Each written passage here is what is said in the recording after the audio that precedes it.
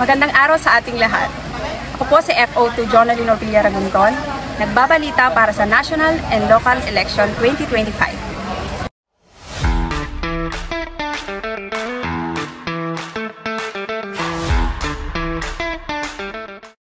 Sa pangunguna ni Fire Senior Superintendent Ramel D. Borja, Provincial Fire Marshal, isinagawa ng Bureau of Fire Protection Ilocos Sur ang monitoring upang tiyakin ang kaligtasan at kaayusan ngayong 2025 lokal at pambansang halalan. Bilang bahagi ng kanilang kahandaan na deploy ang mga tauhan at kagamitan ng BFP sa mga estratehikong lugar na nangangailangan ng mas mataas na antas ng seguridad at agarang tugon sa mga emerhensiya. Kabilang sa mga italang asset ay 48 fire trucks, 8 ambulansya at 3 rescue transport vehicle na inilaan upang mabilis na rumesponde sa anumang insidente. Ating pakinggan ang panayam natin kay Attorney Marino V. Salas, ang Provincial Election Supervisor ng Ilocos Sur. Sir, kumusta iklang sir no?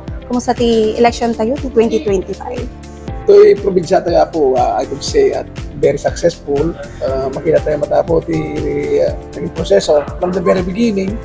Nga naman pas election, nga na proclamation, nagkaroon na nga, bakit very successful daw. Of course, the BFP, the Bureau of Fire, nagtatulong na kanyami in keeping the peace. Amin na po nga command conference, the BFP is there, of course, headed by your head, Provincial niya po Borja. So, we are very fortunate. Amin na po, ahensya sa gobyerno, law enforcement agencies, very supportive. Bureau of Fire, lalong-lalo po the Operation Baklas ni. Amoy mo dito po nga, you are part of the group. Si kayo ang gamit kompleto, gamit the asset yo, kompleto kayo gamit na kailangan mo during the conduct of Operation Baklas. Hala nga data po, including the conduct the election na po, peace and order yan ting Sintumi o president level, agda kayo, pampantay ako. Alam lang tatang gundaway ako, kagyaman kami, the Bureau of Fire. Pagtulong intidyo kanya, may payo kanya, may hindi natin alpas ka election. You situate nga safe amin po nga polling centers. Amumi nga nagbisita kayo, kinita yun, no safe ato, mga fire hazard na ito, no equip na ito, ito gamgamit po para protection to fire and everything.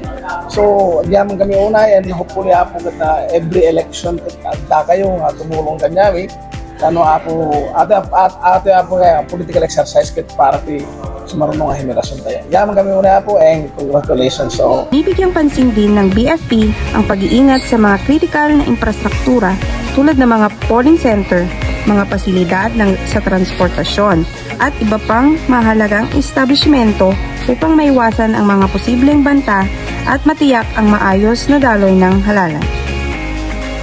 At ito ang aming nakalap na mga balita para sa BFT TV 1 Ilocos Sur.